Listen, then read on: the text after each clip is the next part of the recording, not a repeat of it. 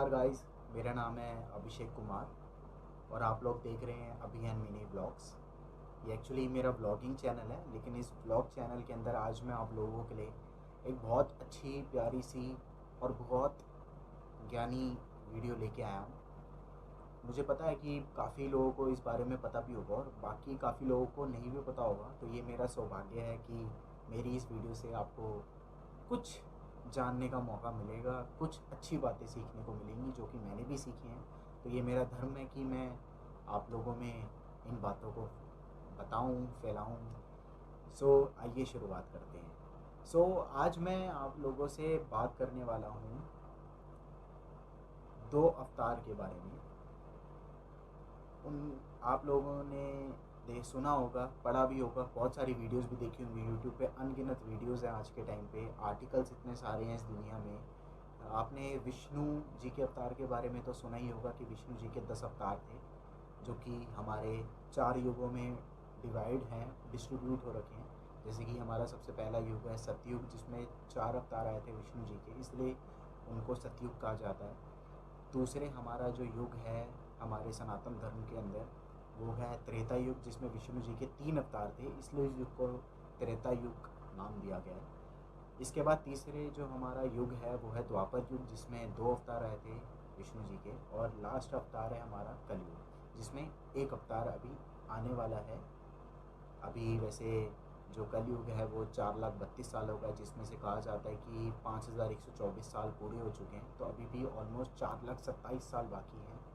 ये जो कल की अवतार अभी आने वाला है, मूवी भी आई है, आप लोगों ने, बहुत लोगों ने देखी भी होगी। बाकी आज मैं जिस टॉपिक पे आपसे बात करने वाला हूँ ना, वो मेरे मेन टॉपिक ये विष्णु अवतार जी के नहीं है, वो है हमारे जो करता धरता है, जिनको आप लोग शिव जी के नाम से जानते हैं, शिव के नाम से जानते हैं, महेश के नाम से जाने जाते हैं। वो है हमारे धरती के करता धरता शिव जी। तो शिव जी के वैसे 19 अवतार है। 19 अवतार के बारे में मैं आपको ज़रूर बताऊंगा, वो आगे हमारी नेक्स्ट वीडियो में बहुत विस्तार से मैं आपको समझाऊंगा कि 19 अवतार कौन कौन से, उनकी क्या कहानियाँ हैं, क्या रियलिटी है, सारी चीज़ें। बाकी मैं आज शिव जी के हमारे 2 अवतार के बारे में मैं आपसे बात करना चाहूँगा, और उनके नामों का मुझे परिचय देने की ज़रूरत नहीं है, वो सारी दुनिया जानती है। पूरा भारतवर्ष नहीं, पूरा वर्ल्ड, पूरा हमारा जो धरती है, हर जगह चीज़ें पता हैं। पहले अवतार है हनुमान जी, दूसरे अवतार है अश्वत्थामा। सबसे पहले हम हनुमान जी की बात करते हैं। तो हनुमान जी का ये वर्णन जो है वो मैंने महाभारत से कहानियों में देखा है, सुना है, पढ़ा भी है, कहीं पे आर्टिकल्स भी बहुत सारे पढ़े हैं। तो उन्हीं के बारे में मैं आपको बताना चाहूँगा। आप लोगों को, काफ़ी लोगों को पता होगा कि, या नहीं भी पता हो, कि हनुमान जी जो थे उनका जो वर्णन है वो हमारी महाभारत में भी किया जाता है, जो कि जो द्वापर युग था उसके अंत का समय था और हमारे कलयुग की शुरुआत का समय था, उसके बीच की ये हमारी कहानी है जो मैं आपको बताना चाहूँगा। तो एक दिन क्या होता है कि जो भीम होते हैं उनको अपना उनकी जो अपनी शक्ति होती है उन पर एक तरीके से आप कह सकते हैं घमंड आने लगता है कि हाँ, मेरे से बलवान इस युग में तो कोई नहीं है। तो अब होता क्या है कि युद्ध चल रहा होता है, युद्ध के बीच का टाइम है, कई सालों तक, कई दिनों तक ये युद्ध चलता है। तो अब इसमें कहानी ये उठ के आती है हनुमान जी की, कि हनुमान जी का वर्णन महाभारत में कैसे आया कि एक दिन जो भीम होते हैं वो किसी वन में जा रहे होते हैं। तो वन में क्या होता है कि उनको एक वानर मिलता है रास्ते में चलते हुए। तो वानर के पूंछ को क्रॉस करने के लिए वो जा रहे होते हैं, तो वो वानर से विनती करते कि हे वानर, आप अपनी पूंछ उठाइए, मुझे आगे बढ़ना है, मुझे आगे अपनी स्थान पर जाना है जहाँ मेरा लक्ष्य है। तो अब वानर कहते कि मैं बहुत थका हुआ हूँ, मैंने आज मतलब हमारी भाषा में आप कह सकते हैं मैंने ये काम किया, आज वो काम किया, मतलब मैं बहुत थका हुआ हूँ, तो आप देख लो। तो कहते हैं कि हे वानर, कि आप अपनी ज़रा पूँछ उठाने का कष्ट करेंगे, मुझे आगे जाना है। तो वो कहता है कि आप मेरी पूँछ के ऊपर से लांग जाओ, मेरे में इतनी अब हिम्मत है, इतनी क्षमता नहीं कि मैं अपनी पूँछ को साइड करूँ। तो अब भीम जी कहते हैं कि नहीं, मैं आपकी पूँछ के ऊपर से नहीं लाऊंगा, आप कृपया करके आप हटिए। इसलिए आज के टाइम पे हमें कहा जाता है कि किसी, जैसे हम आज के टाइम पे हमारे घर में बच्चे होते हैं, बालक होते हैं, तो उनके लिए बोलते हैं कि इसके ऊपर से मत जाओ, पैर के ऊपर से मत जाओ। तो ये जो एक जो कथा चलती आ रही है, जो एक जो मान्यता चलती आ रही है, ये कलयुग के टाइम से चलती आ रही है। इसी इंसिडेंट से ही ये चीज़ चालू हुई थी। तो होता क्या है कि वो उनको बोलते हैं कि आप हट जाओ, तो वो नहीं हटते हैं। तो उसके बाद अब भीम को अपने ऊपर घमंड होता है कि मेरे अंदर तो इतनी बलशाली है, इतना ताकत है। तो वो कहते हैं कि वानर कहते हैं कि आप मेरी पूँछ उठा दो और आप चले जाओ।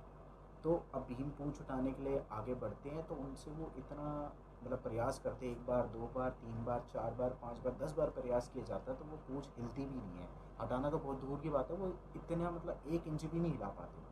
तो भीम को अपने मन ही मन ये चीज़ पता चल जाती है कि मैं जिस वानर या जिस इंसान से या जिस चीज़ से मैं बात कर रहा हूँ, वो नॉर्मल कोई आम वानर नहीं है। तो उनको अपने घमंड, जो उनके अंदर एक घमंड होता है कि हाँ, मेरे में 100 हाथियों का बल है, मैं ये चीज़ कर सकता हूँ, मैं वो चीज़ कर सकता हूँ, वहाँ पर उनका घमंड चूरम चूर हो जाता है। तो उसके बाद वो उस वानर से विनती करते हैं कि हे प्रभु, आप कौन हैं, आप दर्शन दीजिए, मुझे पता है कि आप कोई आम वानर नहीं है। तो वहाँ पर हनुमान जी दर्शन देते हैं।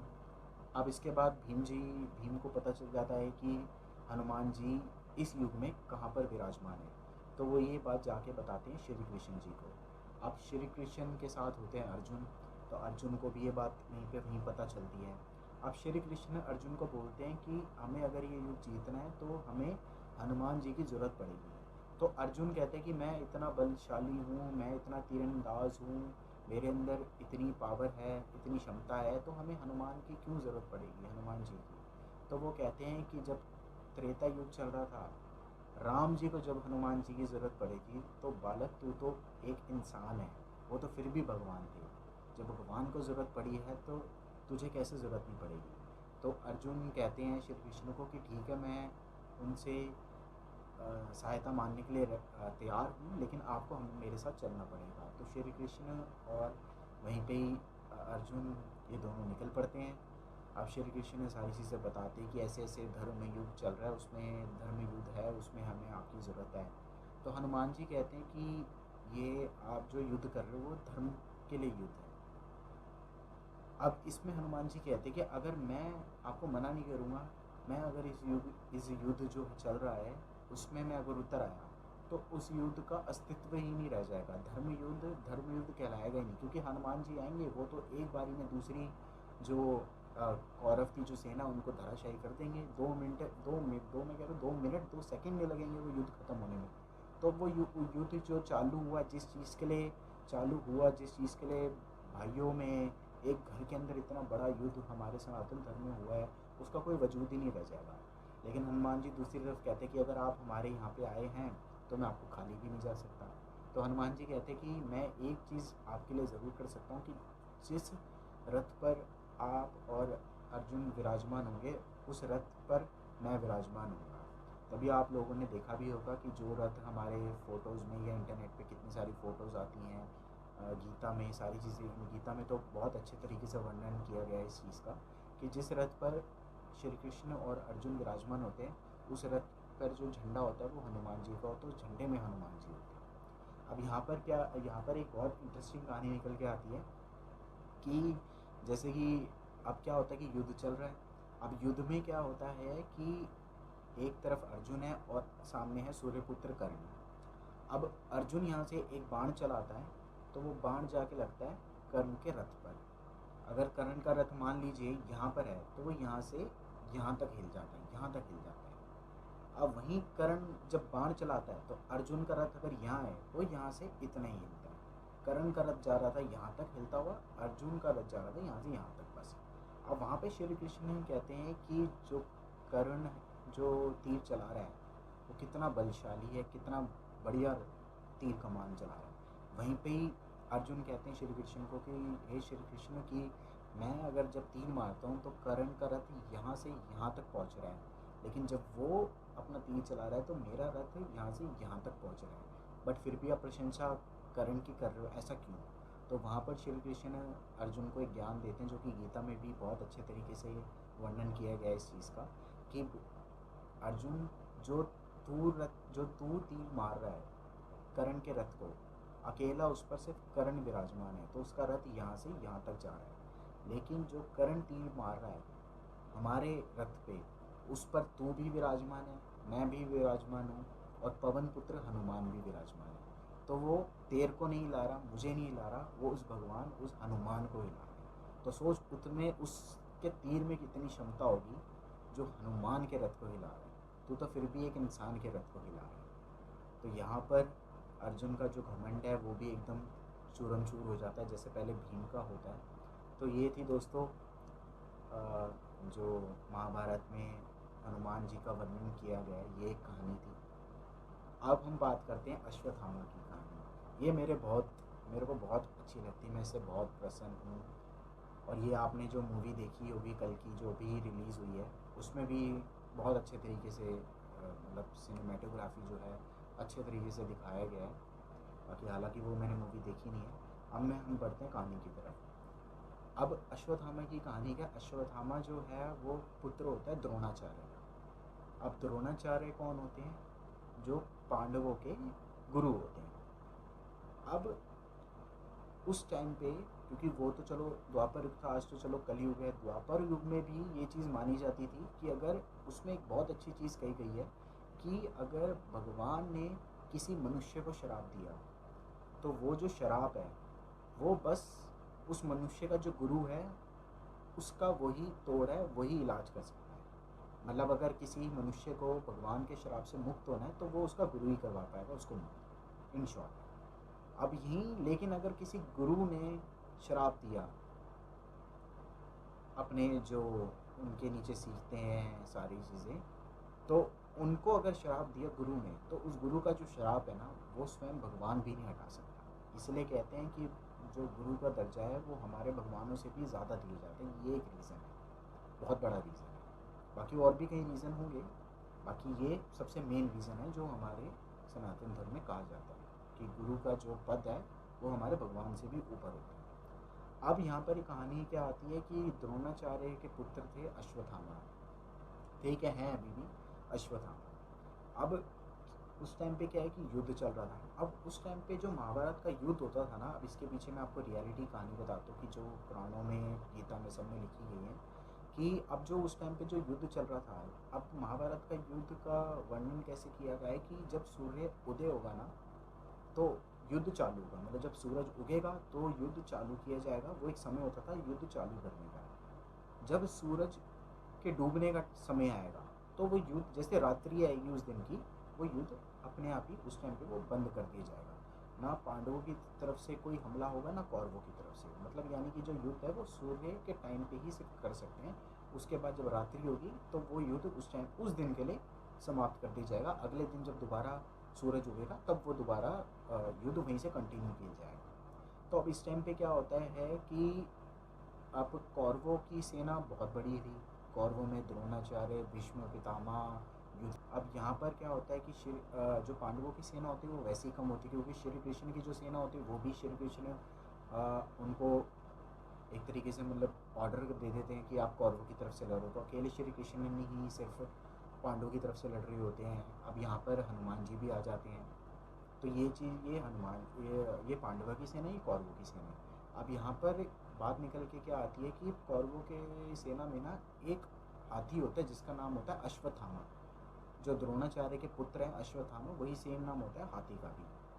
अब श्री कृष्ण क्या करते हैं, अब उस टाइम में ना एक चीज़ और होती थी कि जब दोनों ही सेना में ना शंख बजाने की एक प्रथा होती थी। शंख बजाने का मतलब क्या होता था कि मान लो कि अगर पांडवों ने कौरवों के किसी बड़े योद्धा को धाराशाही किया है तो पांडवों की तरफ से शंख बजाया जाता था, यानी कि जो पार्टी थी वो शंख बजाती थी, तो यानी कि सामने वाले जो हैं उनका कोई ना कोई बड़ा योद्धा, धनुर्धारी जो है वो समाप्त हो गया, उस टाइम पे ख़त्म कर दिए गए, युद्ध में मारा गया। अब यहीं अगर कौरवों की तरफ से कोई शंख बजता था तो यानी कि पांडवों की सेना से कोई मारा गया। अब उस टाइम पे श्री कृष्ण ने क्या किया, सारे पांडवों को बोला कि आप शंख बजाओ। वहाँ बज गया शंख। अब शंख बजने से कौरवों की सेना में हाहाकार मच गया कि कोई तो हमारा बलवान मरा है, कोई तो मरा है, तभी पांडवों की सेना के वहाँ से शंख बजाए। अब ये बात फैल गई कौरवों के अंदर कि श्री कृष्ण जी ने ये बात फैलाई कि अश्वत्थामा मारा गया। अब ये बात जो है फैलते फैलते द्रोणाचार्य को पता चलती है। वो अपने उसमें लगे होते हैं मेडिटेशन में, सारी चीज़ों में, तो ये बात उनको पता चलती है। अब अश्वत्थामा को ये बात द्रोणाचार्य की बात सुन के आश्चर्यचकित हो जाते हैं। मतलब उनको बिल्कुल ही विश्वास ही नहीं होता कि ये कैसे हो सकता है कि जिस पांडवों को धनुर्विद्या युद्ध विद्या मैंने सिखाई, जो इतने बलवान है, इतने बलशाली हैं, उनको इतना ज्ञान दिया मैंने, तो अश्वत्थामा तो मेरा पुत्र है, द्रोणाचार्य का स्वयं पुत्र है, उसको मैं क्या बनाऊंगा? जब मैंने अपने शिष्यों को ऐसा बनाया तो मैं अपने पुत्र को क्या बनाऊंगा? तो वो ऐसे तो नहीं मर सकता जबकि कुछ हुआ भी ना हो। तो अब ये चीज़ पूरे कौरवों की सेनाओं में, पूरे राज्य में, उनके साथ जितने भी राजा होते हैं, उनकी जो प्रजा होती है, सब में ये चीज़ फैल जाती है। तो अब उस टाइम पे द्रोणाचार्य क्या करते हैं, वो जाते हैं युधिष्ठिर के पास, क्योंकि उनको वो कहते हैं कि मैं एक ही ये बात पे विश्वास तभी करूँगा जब एक इंसान बोलेगा युधिष्ठिर, क्योंकि युधिष्ठिर इकलौते एक ऐसे इंसान थे जो कभी भी झूठ नहीं बोलते थे। इसलिए आपने देखा भी होगा जो स्वर्ग में जाता है ना पूरे महाभारत के अंदर, वो सिर्फ युधिष्ठिर ही है, बाकी सब पीछे नहीं जा पाते हैं, लेकिन सिर्फ स्वर्ग में जो एंट्री मारता है वो सिर्फ युधिष्ठिर होता है। उसका रीज़न भी ये था क्योंकि वो सत्य के प्रति बहुत निशावर थे, वो कभी भी झूठ नहीं बोलते थे। तो अब ये द्रोणाचार्य युधिष्ठिर के पास जाते हैं, युधिष्ठिर से पूछते हैं कि हे युधिष्ठिर, ये मैं क्या सुन रहा हूँ कि मेरा अश्वत्थामा मारा गया, मेरा अश्वत्थामा मारा गया।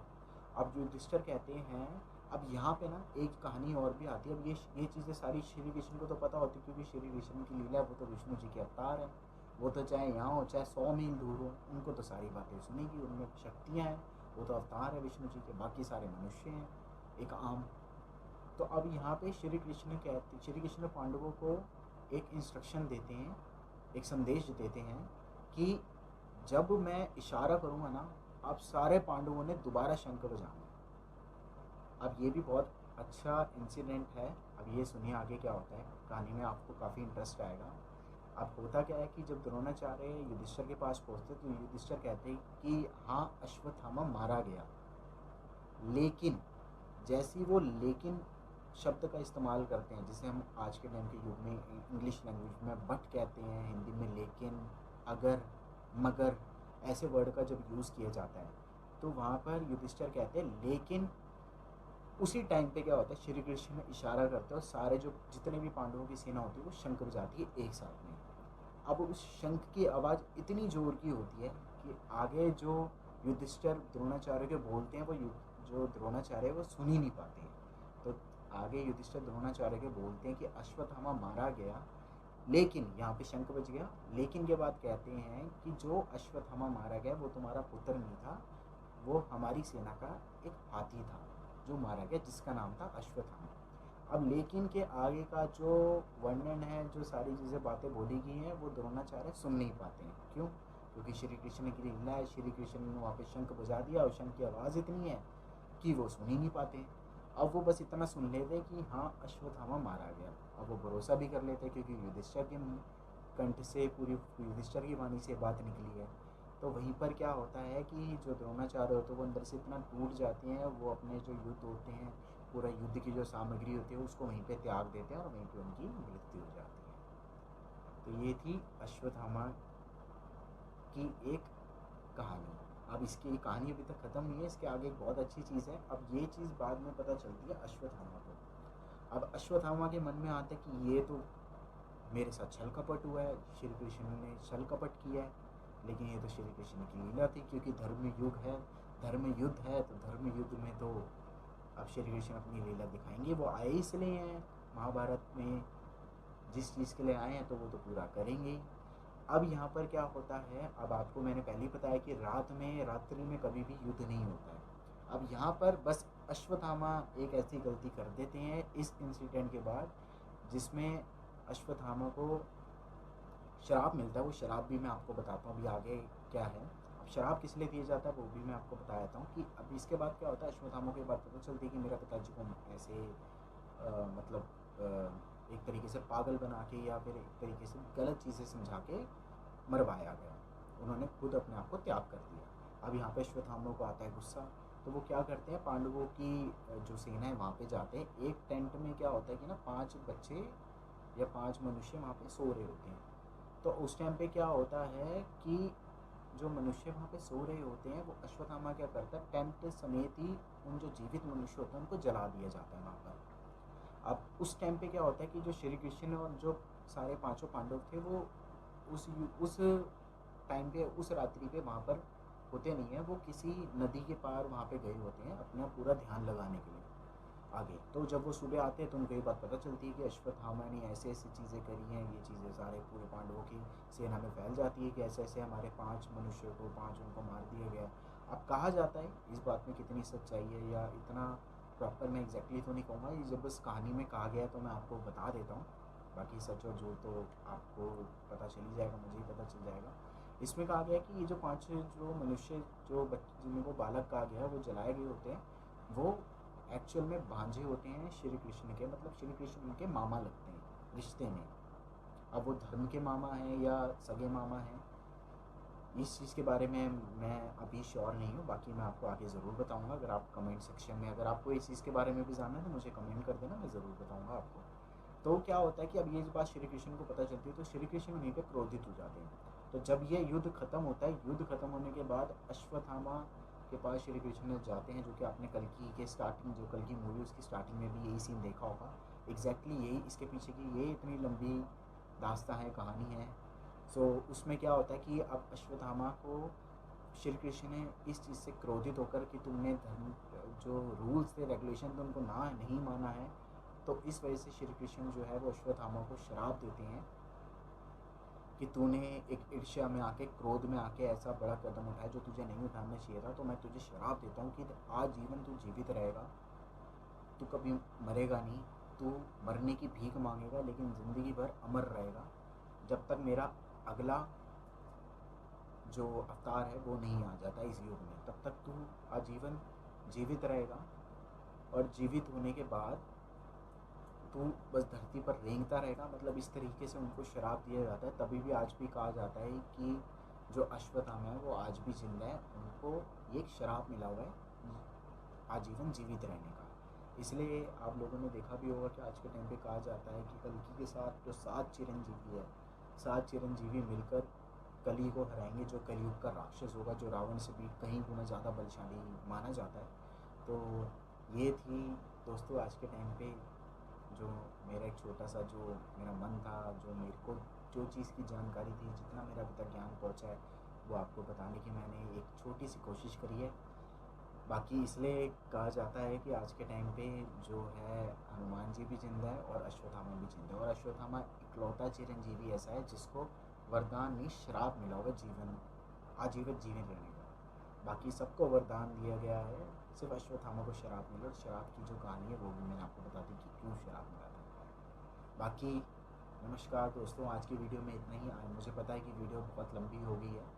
अगर आपको ये वीडियो ज़रा सी भी अच्छी लगी है, थोड़ी सी भी मेरी मेहनत अच्छी लगी, अगर आपको थोड़ा सा भी आपके ज्ञान में मैंने और एक नई बात आपके ध्यान में डाली हो हमारे सनातन धर्म से रिलेटेड, तो इस वीडियो को ज़रूर लाइक कर दीजिएगा, चैनल को सब्सक्राइब कर दीजिएगा।